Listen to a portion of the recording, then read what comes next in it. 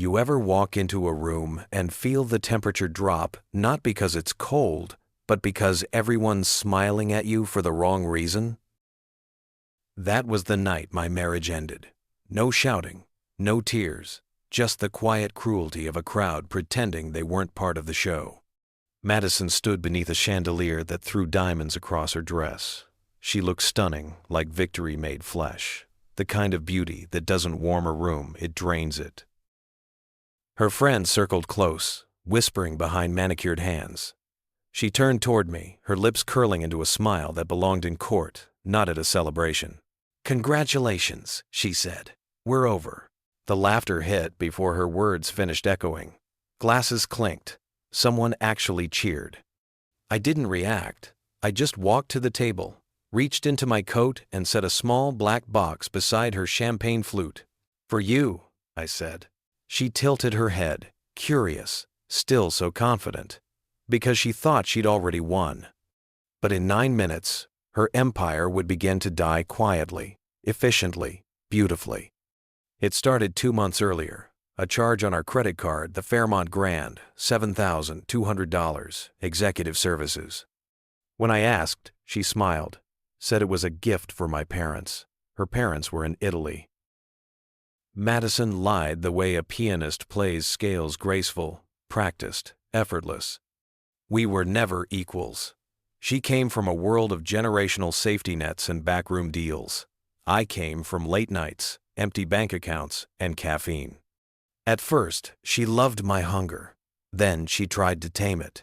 When that didn't work, she decided to erase it. The missed calls, the perfume that wasn't hers, the casual distance. It wasn't just cheating, it was performance art. Every glance, every whisper, every staged scene designed to make me the fool. She wasn't just betraying me. She was writing the ending of our story without me in it. So I built my own ending. I gifted her a personal assistant app, something I said would help her manage her schedule. She adored it. What she didn't know was that every message, every photo, every call routed straight to a server only I could see. That's how I learned about Ethan Cole. A trust fund disaster with a silver watch and a criminal record. Together, they built my execution plan, fake debts, legal traps, shell companies in my name, timed perfectly to hit before the divorce papers did. They were building a coffin. I was designing the lock.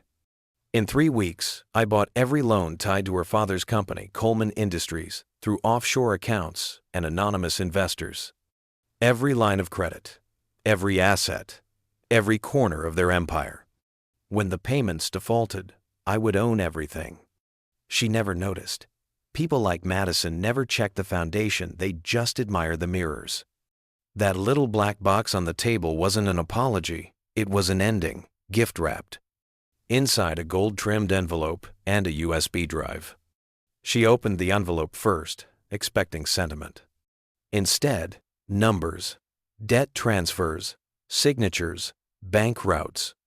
Her father's empire already bleeding into my hands.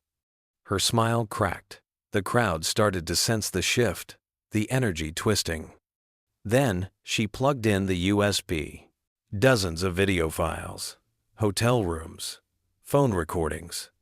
Her voice, Ethan's voice, the laughter, the fraud.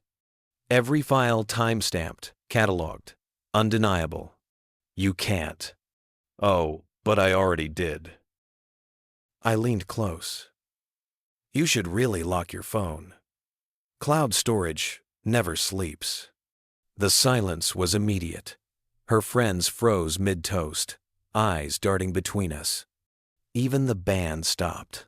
Someone coughed, like they needed proof the room still had oxygen. "No worries, everyone," I said, smiling. The birthday girl just got exactly what she wanted. 3 days earlier, I'd sent everything to the SEC. Ethan was already being investigated for insider trading and money laundering. Every trace led directly to her. By morning, her father would lose his seat on the board. By noon, their estate, cars, and equity would legally belong to me. Madison's face went pale. Her hand shook so badly the glass slipped, shattering against the marble floor. She looked at me like she was seeing a stranger. No, worse, a mirror. She finally understood the kind of man she'd married. I left before dessert. The laughter was gone. The music had died. Only silence followed me out the door. Outside, the air was cold and merciful. I loosened my tie, exhaled, and let it all fall away. My flight was booked. My shares were transferred. My phone was off. I wasn't running. I was resetting. This wasn't revenge. This was balance.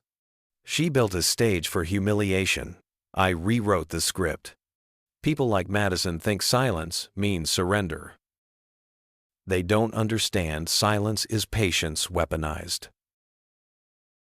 Because silence isn't weakness, it's strategy.